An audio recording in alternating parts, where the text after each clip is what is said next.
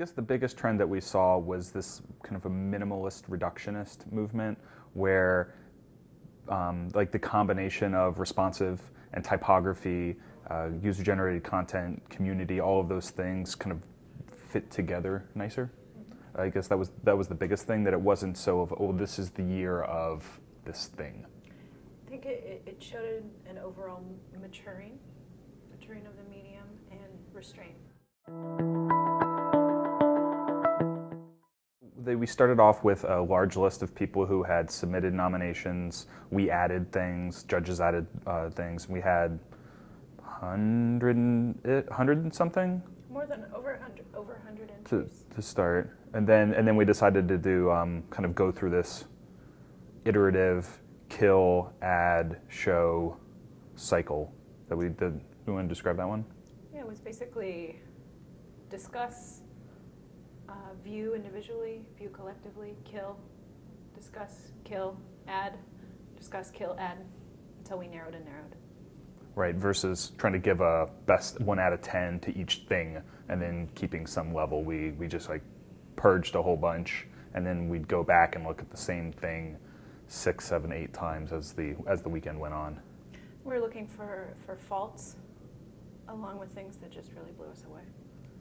Any flash, that was a non-starter for us. Right, because of mobile is so an obvious use case and so much traffic and so much audience is using mobile that it was just one of those, couldn't do it. And with some of the tools that we've seen over the last year, that it's not necessary anymore, that you can do that same, the impact storytelling that you had to use Flash for in years past, you don't have to use it anymore. So that's kind of like why it was a non-starter. Mm-hmm. Another part of the process was we looked at everything on multiple devices. So we didn't just look at it on the desktop. Right. I think we killed a lot of things that felt similar, pedestrian. Even if they were really well executed, it's like, okay, well, it's a really done version of this style. And we spent a lot of time on several of those because they were so well executed, but they weren't kind of like a paradigm shift or like exemplars. It's not something that, okay, well, I'm going to put this into a list that if I'm doing a talk or with students that I'm going to have to show this site. When you were mentioning the multiple devices as well, even though we tested on multiple devices, we didn't necessarily say that everything had to be flawless or perfect on every device, of looking at everything with a responsive only viewpoint. We liked it, it was a bonus, but it wasn't, oh, it's not responsive, get out. We became familiar or comfortable using the word adaptive versus responsive. Had to be aware of all the devices, aware of different ways in which consumers would use it, but it wasn't a non-starter.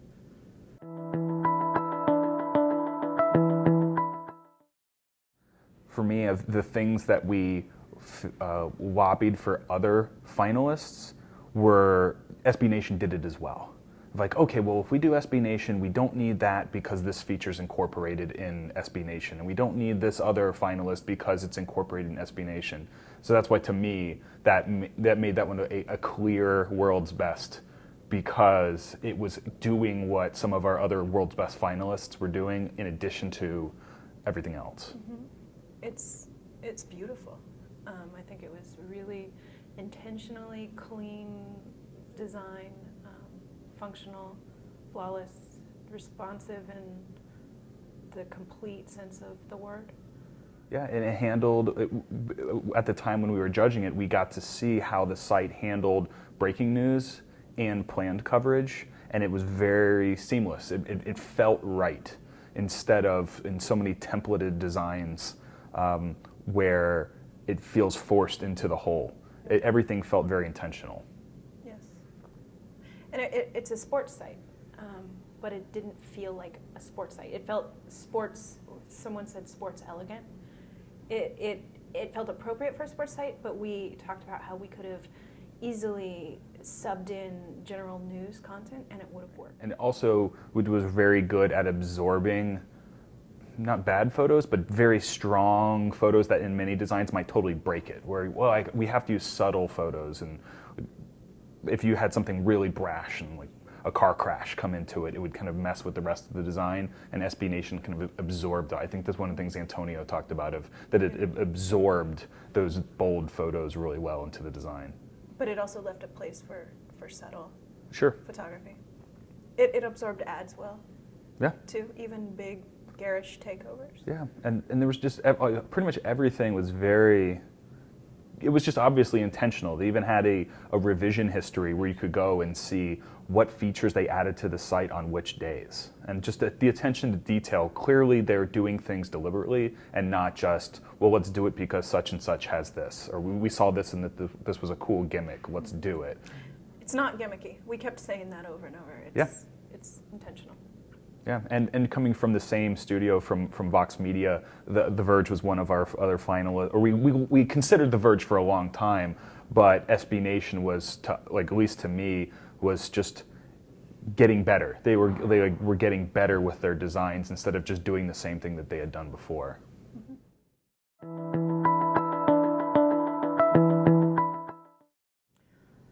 Linda's gorgeous. It's beautiful. Its treatment and hierarchy with typography is stunning. It has a restricted, elegant color palette. It feels special, yet it's a huge general news site. Right. I think we pulled stats and it was 600,000 unique a day, uniques a day, and massive number of articles, stories posted a day. Right. And we kept coming back to it. It kept changing, and it always looked good. It felt good. Right. It wasn't just catching at the right time of a specific big story or beautiful art. It all, regardless of what was there, it looked elegant and felt right. The article pages were, I think, very impressive. Its use of photography, pull quotes, related articles. You could follow a trail of related content, and it didn't feel obtrusive. It was also really interesting with that one because we were actually judging it almost pretty much all the time in Russian. Yeah. And that we could actually understand what the site was doing and how to get from place to place and why we were doing it, not just randomly clicking, but why we were doing it, and we couldn't read. And that was pretty awesome and rare, that the navigation was just right, and we knew what it was doing. We all could sit in a room together on separate screens and say, go to the archive, and we did it.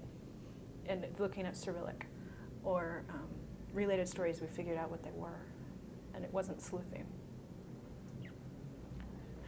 It's also was adaptive to different screen sizes. Sure, it wasn't responsive.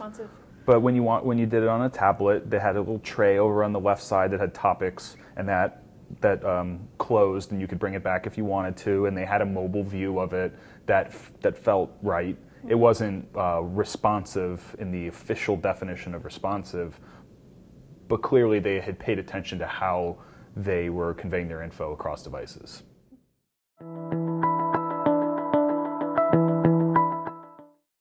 We saw a lot of apps. We spent a lot of time downloading and viewing a lot of apps. Yeah. And this one stood out above the rest. It felt right for the medium. It didn't feel constrained by the tools. The UI and the framework behind it was kind of invisible. That you didn't know, you didn't notice the navigation. It just worked instead of like fumbling and feeling like they squeezed things into the holes they had. The art direction, the photography, the photo editing is stunning. Especially with it being a once a day, so it's kind of like it's almost like a daily issue. And then that's the other thing that we had some conversations about and helped put it over the top. At first, I was hesitant about, well, it's a daily. Well, what do I do when breaking story happens? And maybe it doesn't have to do everything, but they include a place in the navigation where you can go and find the latest on the website. And it doesn't have the exact same, like, the same design, but it's pretty close. It still felt like it was part instead of just part of the app. Part of the app instead of just giving you a window to a totally different look on the website. It doesn't kick you out of the app. Yeah. And we were just impressed that it's a daily experience. You should download it.